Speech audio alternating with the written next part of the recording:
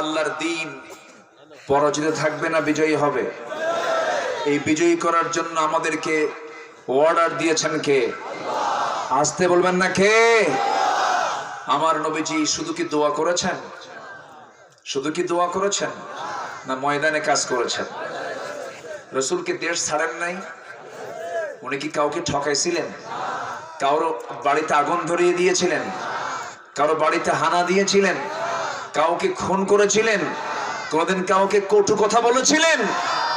তাহলে দেশ ছাড়লেন কেন? হিজরত করলেন কেন? রাতের আধারে ঘর থেকে বের হলেন, কাবার দিকে তাকান।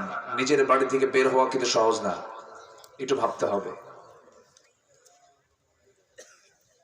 তিনি কাবার দরজার দিকে তাকায় আছেন।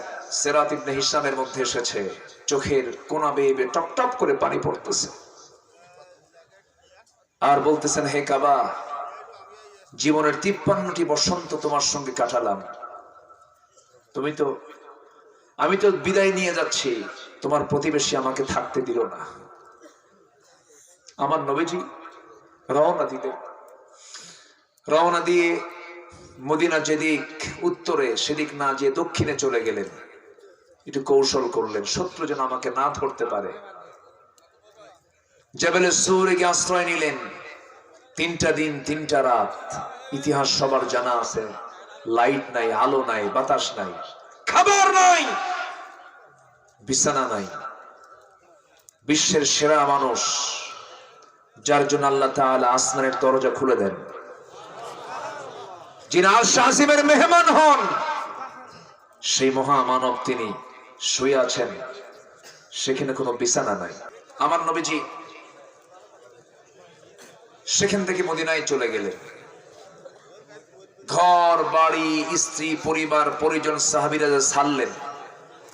ব্যবসা কি সাথে নিয়ে গেছেন তারা? অনেকের বউ বাচ্চাও রয়ে গেছে, একা চলে গেছে। একজন সাহাবীর কথা আমার মনে হলো, আবু সালমা রাদিয়াল্লাহু তাআলা আনহু।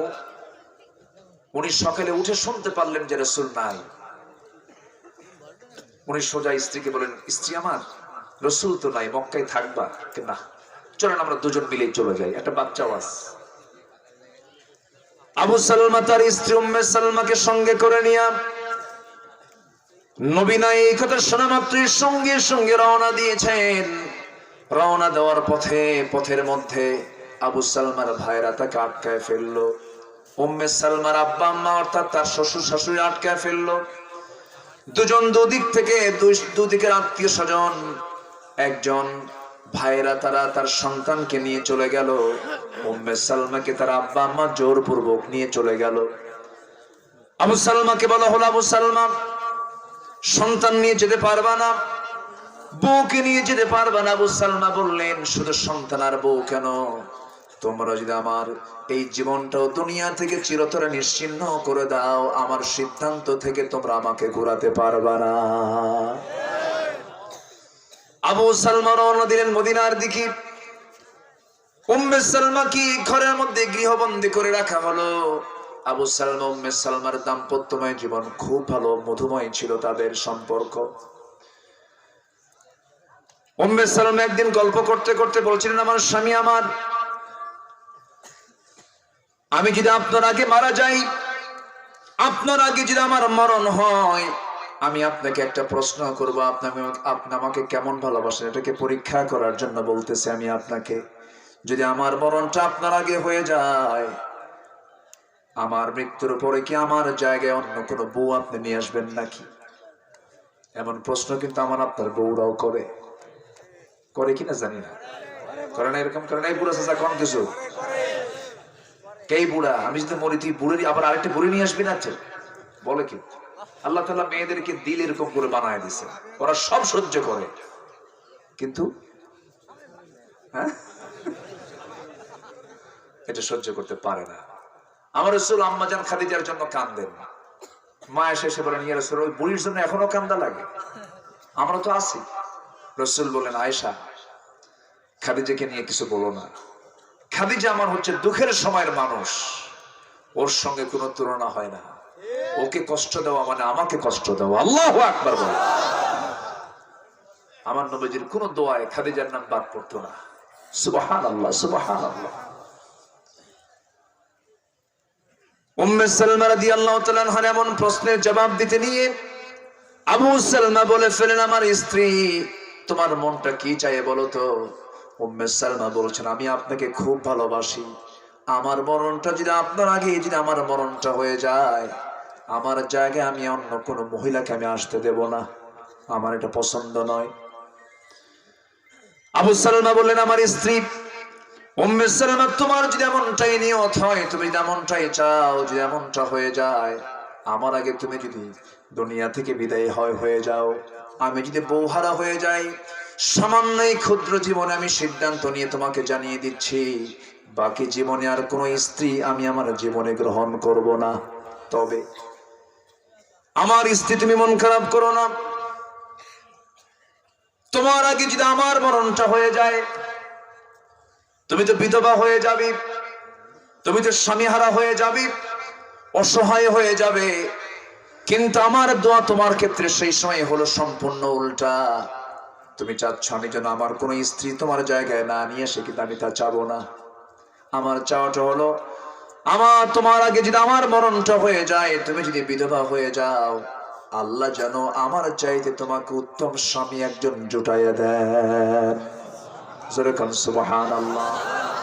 এর মানে আবু সালমা বুঝাইয়া দিলেন, শোনো, বিধবা যদি হয়ে যায় কেউ, স্বামীটা তার জীবনের জন্য প্রয়োজন হয়ে যায়, ফিতনা থেকে বাঁচার জন্য, ঈমানকে রক্ষার জন্য অনেক সময় প্রয়োজন হয়ে যাবে। তোমার জন্য এমনটা দোয়া করে দিলাম। আল্লাহ তাআলা আবু সালমার দোয়াটাই কবুল করেছেন, তার দোয়াটা উত্তম মনে করেছেন আল্লাহ রাব্বুল আলামিন। আবু সালমা বউটাকে রেখে, সন্তানকে রেখে নবীর পরে পরে হিজরত করে মদিনা পর্যন্ত চলে গেলেন। বউ ছাড়লেন, সন্তান ছাড়লেন, সংসার ছাড়লেন, ব্যবসা ছাড়লেন, মদিনায় চলে গেলেন। মদিনায় যাওয়ার পরে কিছুদিন সময় কেটে গেল তার। উম্মে সালমা করলেন কি, সবার চক্ষু ফাঁকি দিলেন। বছর খানেক পরে ওই সন্তানকে লুকোচুরি করে নিয়ে সবার চক্ষু ফাঁকি দিয়া তিনি একাই রওনা দিলেন মদিনার পথে। মদিনায় চলে গেলেন। মদিনায় যখন ফজরের সময় পৌঁছে গেলেন, আজান শুরু হয়ে গেছে, নামাজ শুরু হয়ে গেছে। মদিনার মসজিদে নামাজ শেষ হয়ে গেছে। নামাজ শেষের সঙ্গে সঙ্গে এলান জারি হলো, আসসালাতু আলাল মাইয়িত, আসসালাতু আলাল মাইয়িত। মৃত ব্যক্তির জন্য জানাজা, মৃত ব্যক্তির জন্য সালাত শুরু হয়ে যাবে। কে মারা গেছে? আজকে রাতের বেলা আবু সালমা দুনিয়া থেকে বিদায় নিয়েছেন। উম্মে সালমার কানে যখন স্বামীর মৃত্যুর কথা যখন তার কানে চলে এলো, সঙ্গে সঙ্গে যেন আকাশ ভেঙে পড়ার মতো হয়ে গেল।